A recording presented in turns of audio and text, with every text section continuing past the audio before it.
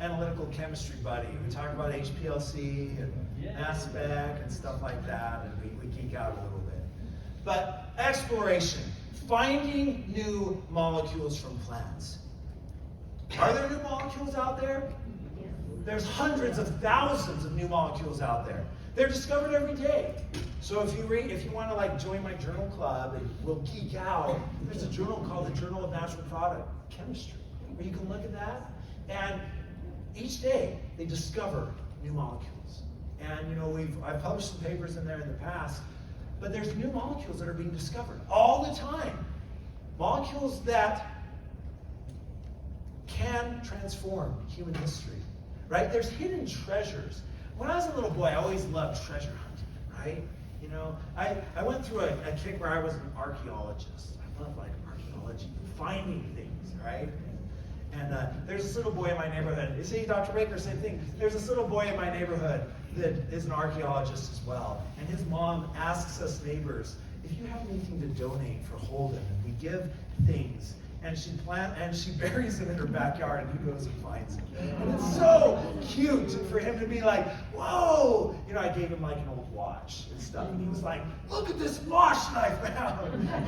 But I love discovery. And it just thrills me to think of plants. Like even in these hills, these mountains, you see the trees on these mountains. Here in Utah, there's a plant that I've been studying that has some really cool molecules that no one else has found before. Just here in Utah, right? And there's molecules from plants that are growing on the side of the road that are weeds. In Hawaii, there's this plant it's called the vampire plant. But it's considered a weed. They try to kill it. They put weed killer on it and whatnot. But that plant produces a molecule that has Ambien-like properties. Like Ambien and Lunesta, it has the same properties without the crazy side effects. From that plant. Isn't that cool? That's freaking amazing. And so there's so many molecules left to discover and explore. And how many companies are doing that? The pharmaceutical industry used to do that. Back in the 40s and the 50s and the 60s, they would collaborate with botanists, and they'd go to the Amazon and different places and catalog plants, and they'd do some analysis, HPLC, DART MS, things like that. And they look kind of high level for molecules. And indeed, the pharmaceutical industry uses these libraries, these natural products libraries. That's why, when I was doing that, when I was developing that HMA integrase inhibitor, they gave me that molecule. That's from their database. But they're not doing that anymore. They're turning to AI. And they're turning, we'll see how that goes. They're turning, we're like, I don't know about that. They're turning to AI. They're turning to combinatorial chemistry. They're turning to different things where they're just like randomly, and I don't get it. They're like, wow, we could just randomly develop this molecule. And it's like, well, if you want to like drill for oil, you usually start where oil has been known to be found, right? Rather than just like the middle of nowhere. Anyways, whatever. But the bottom line is they're not doing it. Supplement companies, are they exploring? Are they doing natural product isolation? No. So that gives us a unique leg up. Because if we find a new molecule, and if we analyze that molecule for its properties, and if it turns out that that molecule has a health benefit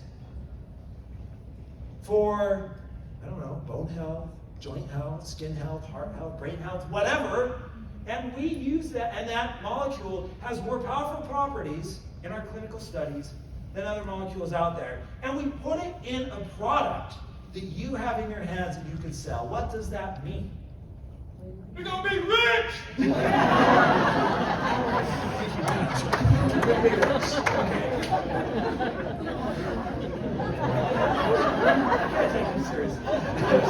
Okay, but we're Patrick, bring it down a level, because we're healthcare professionals. We're virtuous. We are looking after the common good. Okay? Now we're on the same page. But really, as a medical professional, if you could have something like that you could use in your clinic, that you can use as a proactive wellness measure for the people that you interact with every single day, what does that mean? What's that? It's a game changer, right? Really, it's out of the insanity cycle, right? The definition of insanity is doing what? The same thing and expecting a different result, right? It's ridiculous. And right now, the supplement industry it's firmly entrenched in this insanity cycle. We're doing the same thing, we're using the same molecules, they're using the same manufacturers, marketing story's a little bit different, we're trying to market it different, but come on, we can see through that stuff. I mean, give me a break, right? So we're in this insanity cycle. Now, if you're able to find a new molecule that you can use, what happens? Boop, you're out, right? You're out of that insanity cycle. You're now playing in a different space. You're playing in business strategy what they call blue ocean, right? An area where no one else is playing, right? In the insanity cycle, in that analogy, it's red ocean, right? Everybody's doing the same thing. You've ever gone to the beach where, there's like trash floating in the water and everybody's there. You try to like set your towel down and you're like stepping in between people, right? And you're like, my towel's right there, don't touch it. And you go into the water and you have to like swim through people and someone's armpits in your face. That's red ocean. Everybody's there. Everybody's playing in the same space. Blue ocean, you own it.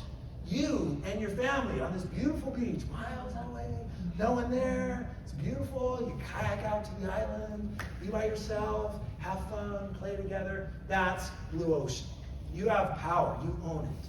And here at 3, through our molecular strategy, we are using blue ocean technology, new molecules. Okay? Does that make sense? Yeah. And you're going to hear about exploration, like I said, this weekend. And it's going to be cool. It's going to be fun. Okay, curation. So now that we have these new molecules that we've discovered and explored, and they're ours, we own it. How do you own a molecule? Yeah. That's kind of weird, right? How do you own it? You patent it. But can you patent a molecule that's already existed? Patent examiner were like, you can't own that. It's like there, right? Nature owns it. Well, you can own the extraction process. You can own how you obtain it, how you refine it, how you purify it, and you can own how you combine it together. That's when the power comes, where you take this new molecule and you combine it with other molecules and you put them together. And that process is called curation.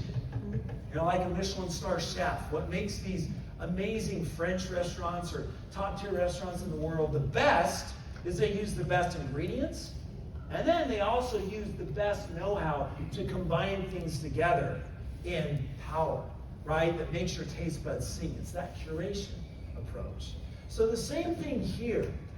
What we do is we put these molecules together in a fashion, in a proprietary blend combination that gives power. Now, when I say gives power, what does that mean? Well, one of the things that our products, one thing that they do is they regulate something called epigenetics.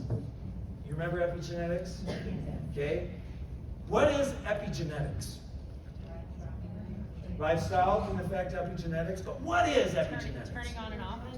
The turning on and off of what? Genes. Switches, genes, right? A gene turns on and it turns off, right? You have things like DNA methylation and different things like that unravel DNA. Isn't DNA amazing, right? If you were to take DNA from one human cell and you were to stretch it out, how long would it be? 6 feet long. Isn't that nuts? Yeah, 6 feet long, my wingspan. If you were to take DNA from one cell, pull it out, 6 feet long. And how many cells do we have in the body? Yeah, 35 trillion, the numbers, but there's trillions of cells.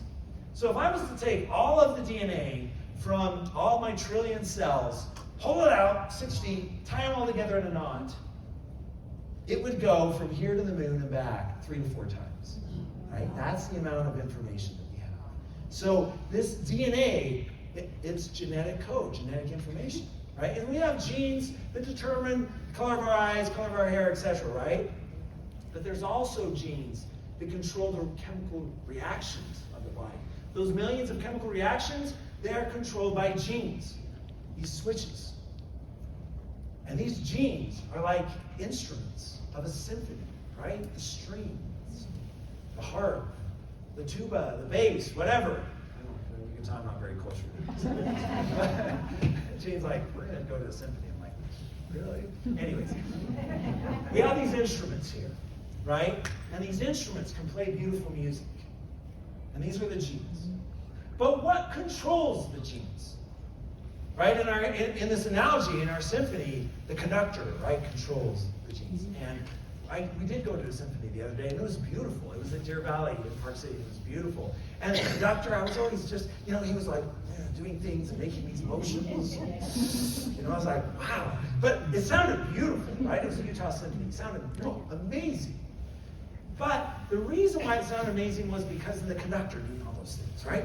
So in our analogy, we have our genes. What's the conductor? Molecules. Molecules. Yes. Molecules are the conductor. I was looking for my big orange thing. It's gone. Molecules are the conductors. So what's really cool is molecules from plants, like quercetin, amylagic acid, and curcuminoids. These are the conductors. They're conducting. Now, is it any wonder why human health has struggled the last 10, 15, 20 years? Because of the modern processed diet. What is the modern processed diet pushing out? It's pushing out all the nutrients. It's pushing out the molecules, the vitamins, the minerals, but most importantly, the phytonutrients, these small molecules from plants. It's pushing it out. They're gone, right? When you eat a taco, right? How many phytonutrients does a taco have? Right? A hamburger, right? Maybe that little wilted lettuce. Yeah. Well, lettuce has cool phytonutrients like lutein. Lutein's a bomb molecule. You could draw it if you want to. Lutein's great. It's a great molecule. But if you're taking one piece of wilty lettuce on a burger, how much lutein are you getting? Come on, right? So it's this molecular drain. All of the molecules are gone. They're not in our diet. And that's one of the reasons why we're having problems. Because gene expression then is not regulated. And when gene expression, when the chemical switches are AWOL, what happens? Obesity, diabetes, all these things that you as medical professionals try to help manage and prevent. One of the major reasons they're happening is we're not getting we don't have master conductors in our diet. Dr. Schneider, do you want to come up and talk about epigenetics and your thoughts on epigenetics in general and 3? All I could hear back there was the word molecule. Was that you? I think that's about all I can say. So, Dr. Schneider is the chair of our SAB. He leads us with power. by epigenetics, anybody heard of it? So everybody's heard of it. So what controls epigenetics? Well, molecules do. But a lot of your behavior controls epigenetics. So some of you have heard that your genes are what determine how you end up, right? What color your eyes are, whether you're going to get breast cancer like mom, whether you're going to have heart disease, whether you're going to have depression. All right. So we know that the genes definitely do play a role in how this life of ours sort of proceeds. But it's the epigenetics that tells which genes are turned on and which genes are turned off. We are in the business of turning on the good genes.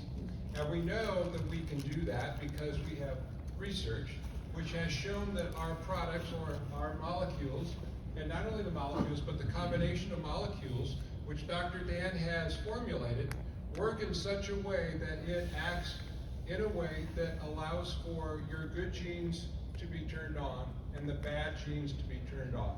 Now that's epic. Now we actually understand that you aren't necessarily destined to fail because of what your parents or your genes determined. You can affect them. Now, we know that what you eat, which is the business that we're in, right? I mean, we are here talking about nutritional supplements. We're going to put them in our body, and yes, they do turn on the good genes. But you can also alter which of those genes. Anybody know what else affects your epigenetics? Sleep. Sleep does. Sleep is huge. What else? Stress reduction. Okay, so one of my favorite things to talk about when I talk about epigenetics is I do believe that there was a master creator who designed us to love. And we know that stress reduction, love, charity, volunteering, those extend your life. Good relationships actually extend your life. So how do you like that? So here we are, sort of this cosmic floating around on this thing called Earth, and God has destined us to have relationships that are positive, and He's going to reward us by allowing us to live longer and healthier. So it's a beautiful system. So we know that food, we know that exercise, we know that sleep, and we know that love can turn on your good genes. So do all those things. And we're so happy that you're here. Did I talk long enough? All right. So anyway, I wish we had a bigger room. I was out there and I heard maybe 4 of your words, but anyway, they really were extraordinary. Yeah, extraordinary. So anyway, we're glad that you're here. We're looking forward to having a lot of fun, and we get almost 3 days together. So anyway, take care, y'all. It's good to see you.